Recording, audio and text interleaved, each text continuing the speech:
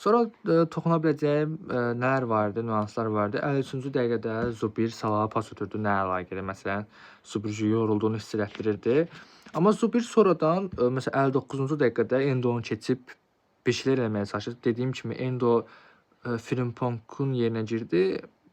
Bu bizim üçün yaxşı bir şey oldu. Amma yenə də bir şey eləyə bilmədik o tərəfdən. Zubir arada məsələn o tərəflərdən girirdi. Məsəl üçün biz Robertson tərəfindən çox da bir şey eləyə bilmədik bu oyun. Ümumiyyətlə heç bir şey eləyə bilmədik. Məsələn, Andrade məsələn topu alırdı, saxlayırdı falan filan, amma bir şeylər göstərə bilmədi. Yəni o tərəfdə heç bir şeydi. Zubir amma ən azından o tərəfdə bir şeylər göstərə bilirdi.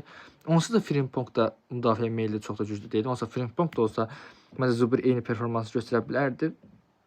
Həm də Zubirin krayında Elvin Cəfərquliyevin olması yaxşı idi ki, yəni ilk başlarda yəni hücuma meyilli olması Zubirə biraz asanlıq tanıyırdı. Amma müdafiə olaraq yenisini deyə bilmərəm. Çünki Zubir heç müdafiəyə köməyə gəlmirdi demək olar. Mənim fikrimcə, yəni müdafiə gəzdi hücuma gedə bilmirdi. Belə bir zəifliyimiz var idi oyunda. Amma belə baxanda, yəni Liverpoola da qarşı bunlar normaldır deyə düşünürəm. 64-cü dəqiqədə Van Dijk az qala qol vururdu. 66-da Medina dəhşətli riskli az qala qol yedizdirirdi.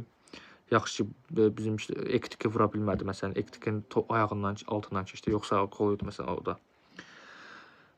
Məsəl üçün 56-cı dəqiqədə Van Dijk bir dənə pas ötürdü, Ektikə vurdu, qol oldu. Müdafiə hardaydı heç mən onu görmədim. Yəni deyəsən Medina bir dənə tək-bətək qalmışdı. O da güclə bir şey eləməyə çalışdı. O da olmadı. Salah cərimə zərbəsindən 49-cu dəqiqədə qol vurdu Kohalski. Kohalskinin böyük bir xətası olduğunu demirəm. Salah vurur. Neynəsin yazıq. Yəni sonra oyunçu dəyişikliklərindən belə baxanda məsələn oyunçu dəyişikliklərindən sonra 66-dan falan sonra məsəl üçün bunu öbürsü videolara saxlayacağam. Bu 67-ci dəqiqə 90 arası öbürsü videoya saxlayım. İzləmədə qalın dostlar.